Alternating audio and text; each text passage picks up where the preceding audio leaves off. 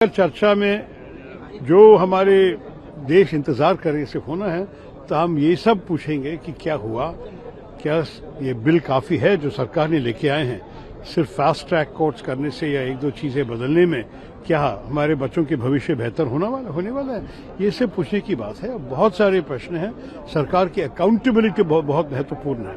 जब कुछ होते हैं तो एक मंत्री की इस्तीफा लेना ठीक है, लेकिन वो काफी नहीं है। पूरे सिस्टम को आप देखना चाहिए और बदलना चाहिए। सरकार का अब तक का जो रुख है उसको आप सकारात्मक मानते हैं?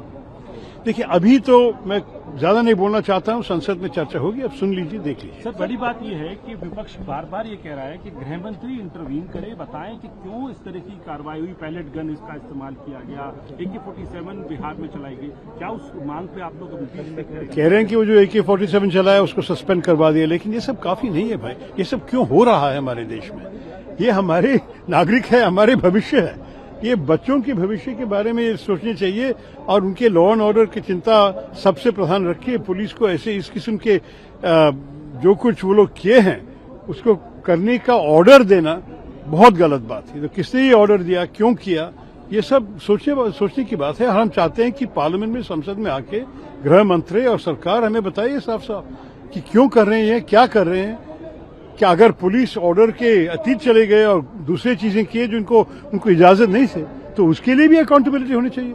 पुलिस को पूछना चाहिए, उनको शायद सस्पेंड करना चाहिए, जैसे बिहार में हुआ एक सस्पेंशन। लेकिन एक्शन चाहिए। हमें देखिए, लोकतंत्र को बचाने की बात छोटी सी बात नहीं, बहुत बड़ी चीज है। सर, यूके के एक शैडो मिनिस्टर है प्रीति पटेल, उनका ये कहना है कि नीरव मोदी की वजह से भारत और यूके के बीच में रिलेशन खराब हुए हैं।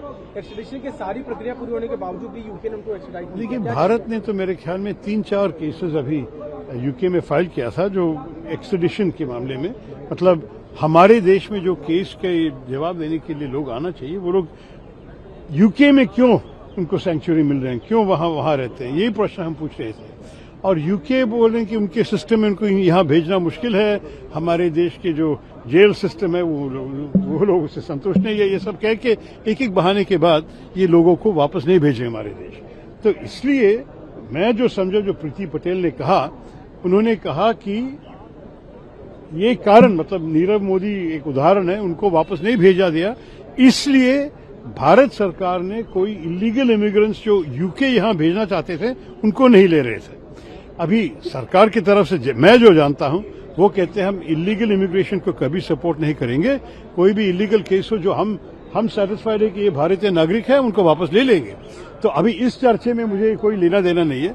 सिर्फ बात यह है कि जो हमारे देश से उस देश में बैठ के खुशी जीवन बना रहे हैं, ये जो फ्यूजिटिव्स कहा जाता है अंग्रेजी में, उनको यहां वापस ले आना बड़ी जरूरी है। उसमें तो नेचुरली यूके सरकार की सहमति होनी चाहिए।